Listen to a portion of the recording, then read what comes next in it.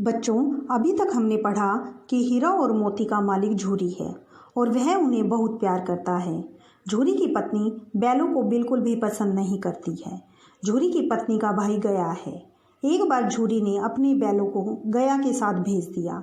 बैलों को अपने गांव तक ले जाने में गया को काफ़ी परेशानी उठानी पड़ी।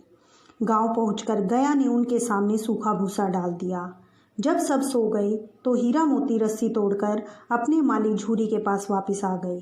यह देखकर झूरी की पत्नी को बहुत गुस्सा आया और वह बोली, कितने नमक हराम बैल हैं कि कुछ किया नहीं और भाग खड़े हुए। अब झूरी और उसकी पत्नी के बीच में झगड़ा होने लगा। इस बात को लेकर गया फिर से उन्हें लेने आ पहुंचा और अब की बार वह उन्हें गाड़ी में जोत कर लेकर गया। घर पहुंचने पर दोनों बैलों को मोटी रस्सियों से बांध दिया गया और खाने के लिए वही सूखा भूसा दिया गया। दोनों बैल दिन भर जोते जाते, डंडे खाते, अड़ते और शाम को थान पर बांध दिए जाते। एक छोटी लड़की जो गया के भाई भैरो की बेटी थी, उन्हें 2 रोटियां खिला जाती। एक दिन उसने हीरा मोती की रस्सी खोल दी और वे इतनी तेज भागे कि उन्होंने पीछे मुड़ के भी नहीं देखा। वे एक खेत के पास जा पहुँचे जहाँ उन्हें सामने से एक सांड आता हुआ दिखाई दिया। दोनों डर गए। उन्होंने सांड से लड़ने का निश्चय किया। दोनों मित्र जान हथेलियों पर रख कर लपके, एक आगे से खदेड़ता तो दूसरा पीछे से खदेड़ता था। सांड उनका मुकाबला नहीं कर सका और अंत में सांड बेदम होकर गिर पड़ा। आखिरकार दोनों बैलों ने सांड को छोड़ दिया। हीरा कहने लगा, गिरे हुए बैरी पर सींग नहीं चलाना चाहिए। अब उन्हें भूख लगी थी। उन्हें मटर का खेत दिखाई दिया। अभी 2-4 ग्रास ही खाए थे कि लोग लाठियां लेकर दौड़ पड़े। अपनी भूख मिटाने के लिए हीरा और मोती मटर के खेत में घुस गए। वहां 2 आदमी लाठी लिए उनकी ओर दौड़े। उस समय हीरा खेत के किनारे पर था और मोती सींचे हुए खेत में था, जिसके कारण उसके खुर कीचड़ में धंस गए। खुर यानी उनके पैर जो होते हैं वो कीचड़ में धंस गए। जब हीरा ने देखा कि मोती संकट में है तो वह भी वापस आ गया। रखवालों ने उसे भी पकड़ लिया। प्रातःकाल होने पर दोनों मित्रों को कांजी होस में बंद कर दिया गया।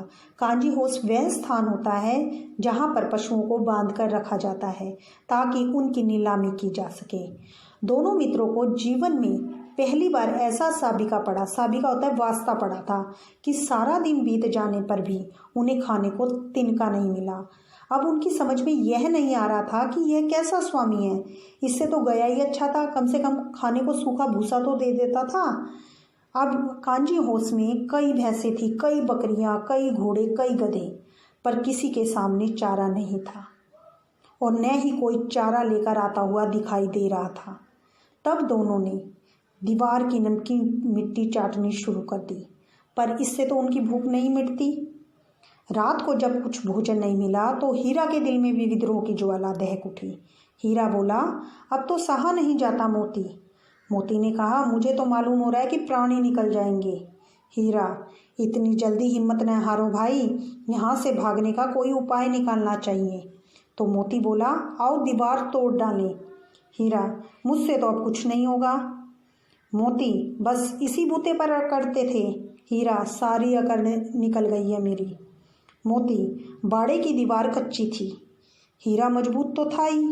अपने नुकीले सींग दीवार में उसने गाड़ दिए और जोर मारा तो मिट्टी का एक चिप्पड़ निकल आया। चिप्पड़ यानी पपड़ी।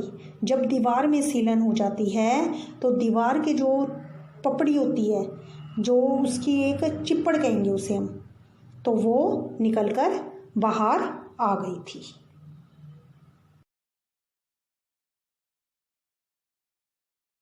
अब हीरा अपने नुकीले सींगों से दीवार पर चोटें करने लगा और हर चोट में थोड़ी थोड़ी मिट्टी गिराने लगा। उसी समय कांची होस का चौकीदार लालटेन लेकर जानवरों की हाजिरी लेने आ पहुंचा। जब उसने देखा कि हीरा ने सब कुछ उजाड़ रखा है तो उसने हीरा को कई डंडे रसीद किए और मोटी सी रस्सी से बांध दिया। मोती ने कहा, आखिर मार खाई ना। हीरा बोला, कम से कम जितनी मेरे में शक्ति थी तो मैंने वह तो लगा दी। मोती, ऐसा जोर मारना किस काम का कि और बंधन में पड़ गए। तो हीरा बोला, जोर तो मारता ही जाऊंगा, चाहे कितने ही बंधन पड़ते जाए। मोती ने कहा, जान से हाथ धोना पड़ेगा। हीरा, कुछ परवाह नहीं, यूं भी तो मरना ही है। सोचो, अगर दीवार खुद जाती तो कितनी जानें बच जाती। इतने भाइयां बंद हैं, यानी गधे, घोड़े, बकरियां सब हमारे भाई हैं। किसी के भी शरीर में अब जान नहीं है। अगर 2-4 दिन और भूखे रहे तो सब मर जाएंगे। तो मोती बोला, हाँ यह बात तो है, चलो मैं भी जोर लगाता हूँ। अब मोती भी दीवार तोड़ने के लिए उस पर सींग मारने लगा। थोड़ी सी मिट्टी गिरी, फिर से हिम्मत और ज़्यादा बढ़ गई। आखिर कोई 2 घंटे के बाद दीवार ऊपर से लगभग 1 हाथ गिर गई। उसने दूनी शक्ति से दूसरा धक्का मारा तो आधी दीवार गिर पड़ी। अब दीवार का गिरना ही था कि जो अधमरे से जानवर पड़े हुए थे वो उठ खड़े हुए। तीनों घोड़ियां सरपट भाग निकली, सरपट यानी फटाफट। और उनके बाद बकरियां निकली, उनके बाद भैंसें निकली, पर गधे अभी भी ज्यों के त्यों खड़े थे, यानी वे नहीं भागे। हीरा ने पूछा, तुम दोनों क्यों नहीं भाग जाते? गधों से पूछा। तो एक गधे ने कहा कि जो कहीं फिर से पकड़ लिए गए। तो हीरा ने कहा, तो क्या हर्ज है, अभी तो कम से कम तुम्हें मौका मिल गया है भागने का। गधे, हमें तो डर लगता है, हम यहीं पड़े रहेंगे। यानी जो गधे होते हैं वो किसी भी प्रकार का विरोध नहीं कर सकते, चाहे उनके साथ कुछ भी हो। आधी रात बीत जाने के बाद भी गधे अभी तक खड़े सोच रहे थे कि हम भागें या ना भागें। और मोती अपने मित्र की रस्सी तोड़ने में लगा हुआ था, क्योंकि हीरा को मोटी रस्सियों से बांध दिया गया था। हीरा ने कहा, तुम जाओ मोती, मुझे यहीं पड़ा रहने दो, शायद कहीं तुम्हारा मेरा मिलना हो जाए। मोती ने आंखों में आंसू लाकर कहा, तुम मुझे इतना स्वार्थी समझते हो हीरा? हम और तुम इतने दिनों से एक साथ रहे हैं, तो आज जब तुम मुसीबत में पड़ गए हो तो मैं तुम्हें छोड़कर अलग हो जाऊं? हीरा ने कहा, बहुत मार पड़ेगी, लोग समझ जाएंगे कि यह सब तुम्हारी शरारत है। मोती गर्व से बोला कि जिस अपराध के लिए तुम्हारे गले में बंधन पड़ गया, उसके लिए अगर मुझे मार भी पड़े तो क्या चिंता। हाँ, इस बात की ज़रूर खुशी है कि 9-10 प्राणियों की जान बच गई। वे सब तो आशीर्वाद देंगे। 9-10 प्राणी कौन? भेड़, बकरियां, घोड़े जो वहाँ से भाग गए थे। यह कहते ही मोती ने क्या किया, दोनों गधों को सींगों से मार मार कर बाड़े के बाहर निकाल दिया और तब अपने बंधु के पास आकर सो गया। भोर होते ही, भोर यानी सुबह 4 बजे का समय होते ही मुंशी और चौकीदार तथा अन्य कर्मचारी, कहने की ज़रूरत नहीं है कि उनमें कितनी खलबली मच गई। मोती की खूब मरम्मत हुई, क्योंकि यह पता चल गया था यह शरारत मोती की है, जो उसने सबको भगा दिया और उसे भी अब मोटी रस्सियों से बांध दिया गया। उन दोनों को 1 सप्ताह तक वहीं बंधे पड़े रहने दिया गया। किसी को भी चारे का एक तिनका ना दिया गया, सिर्फ 1 आध बार उन्हें पानी दिखाया गया। दोनों इतने कमज़ोर हो गए थे कि उनसे उठा भी नहीं जाता था, उनकी हड्डियां निकल आई थी। एक दिन बाड़े के सामने डुग्गी बजने लगी। डुग्गी यानी ढोल, सायरन बजने लगा और दोपहर होते होते वहाँ 50-60 आदमी जमा हो गए। तब दोनों मित्र निकाले गए और उनकी देखभाल होने लगी। लोग आकर उनकी सूरत देखते और चले जाते। कांजी हाउस में नीलामी के समय हीरा और मोती को कोई भी खरीद नहीं रहा था। तभी अचानक एक दड़ियल आदमी आया। उसकी आंखें लाल थी और मुद्रा अत्यंत कठोर थी, अर्थात वह देखने में बहुत कठोर लग रहा था। उसने दोनों मित्रों के कूलों में उंगली गोद कर देखा कि उनमें कितनी शक्ति है। दोनों मित्र कांप गए और उन्होंने एक दूसरे को डरी हुई नज़रों से देखा और सिर झुका लिया। हीरा ने कहा, गया के घर से अच्छे भागे, अब जान ना बचेगी। तभी मोती ने जवाब दिया, कहते हैं भगवान सबके ऊपर दया करते हैं, उन्हें हमारे ऊपर दया क्यों नहीं आती? हीरा बोला, भगवान के लिए हमारा जीना मरना दोनों बराबर हैं। चलो अच्छा ही है, कुछ दिन उसके पास रहेंगे। एक बार भगवान ने उस लड़की के रूप में हमें बचाया था, क्या अब न बचाएंगे? मोती ने कहा, यह आदमी छुरी चलाएगा, देख लेना। हीरा, तो क्या चिंता है? मांस, खाल, सींग, हड्डी सब कुछ किसी न किसी काम आ जाएगा। नीलाम हो जाने के बाद दोनों मित्र उस दड़ियल आदमी के साथ चले गए। दोनों की बोटी बोटी यानी अंग अंग काँप रहा था। बेचारे पांव तक नहीं उठा पा रहे थे, पर भय के कारण गिरते पड़ते भागते चले जा रहे थे, क्योंकि जरा सी भी चाल धीमी हो जाने पर वह जोर से डंडा जमा देता था। रास्ते में उन्होंने देखा कि गाय बैलों का एक झुंड हरे हरे फूलों को चर रहा है। हार का मतलब होता है फूल। सभी जानवर बहुत खुश थे, चिकने थे, चपल यानी चतुर थे। कोई उछल रहा था तो कोई आनंद से बैठा पागुर करता था। पागुर पाचन क्रिया होती है। कितना सुखी जीवन था इनका, पर कितने स्वार्थी हैं सब। किसी को भी चिंता नहीं है कि उनके दो भाई बधिक के हाथों पड़े कैसे दुखी हैं। उन्होंने अपने आप को भाई बताया है। अचानक दोनों को ऐसा मालूम हुआ कि जिस रास्ते से वे जा रहे हैं वह परिचित है, क्योंकि गया उसी रास्ते से उन्हें लेकर गया था। वही खेत, वही बाग, वही गांव फिर से मिलने लगे। सारी उनकी कमज़ोरी गायब हो गई।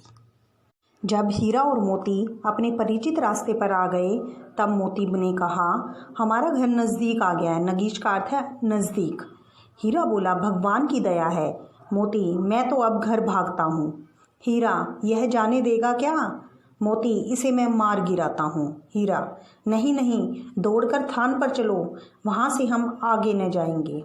दोनों उन्मत्त होकर यानी मदमस्त होकर बछड़ों की भांति यानी बच्चों की भांति कुलेले करते हुए, क्रीड़ा करते हुए अपने घर की ओर दौड़े। यह हमारा थान है। दोनों दौड़कर अपने थान पर आ गए और खड़े हो गए। दड़ियल भी पीछे पीछे उनके दौड़ा चला आ रहा था। झूरी द्वार पर बैठा धूप खा रहा था। बैलों को देखते ही वह भी दौड़ा और फटाफट उसने बैलों को अपने गले लगा लिया। मित्रों की आंखों से आनंद के आंसू बह रहे थे। उन्हें झूरी के घर पहुंचकर आनंद मिल रहा था। एक झूरी का हाथ चाट रहा था। दड़ियल ने जाकर बैलों की रस्सियां पकड़ ली। झूरी ने कहा, मेरे बैल हैं। तो इस पर दड़ियल बोला, तुम्हारे बैल कैसे? मैं तो मवेशी खाने से नीलाम लिए आता हूँ। मवेशी खाने में वे जानवर रहते हैं जिनका कोई मालिक नहीं होता। मैं तो समझाऊं चुरा लिए आते हो। झूरी ने कहा, चुपके से चले जाओ, मेरे बैल हैं, मैं बेचूंगा तो बिकेंगे। किसी को मेरे बैल नीलाम करने का कोई अख्तियार नहीं है, यानी अधिकार नहीं है। तो इस पर दड़ियल बोला, जाकर मैं थाने में रिपोर्ट करा दूंगा। झूरी बोला, मेरे बैल हैं, इसका सबूत यह है कि ये मेरे द्वार पर खड़े हैं। दड़ियल झल्लाकर यानी गुस्से में बैलों को जबरदस्ती पकड़ ले जाने के लिए आगे बढ़ा। उसी वक्त मोती ने सींग चला दिए। दड़ियल पीछे हट गया। मोती ने उसका पीछा किया तो दड़ियल भागा। मोती फिर पीछे दौड़ा।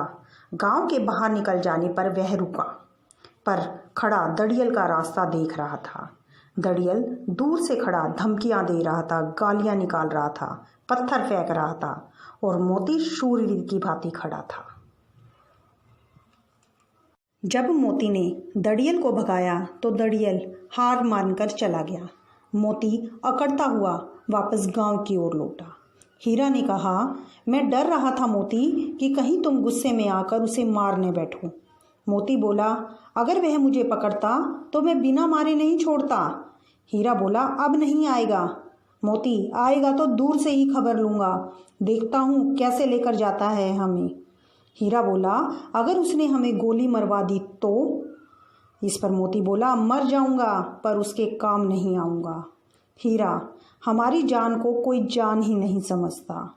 मोती बोला, इसलिए कि हम इतने सीधे हैं। ज़रा देर में खाल नांदों में खली, भूसा, चोकर और दाना भर दिया गया और दोनों मित्र खाने लगे।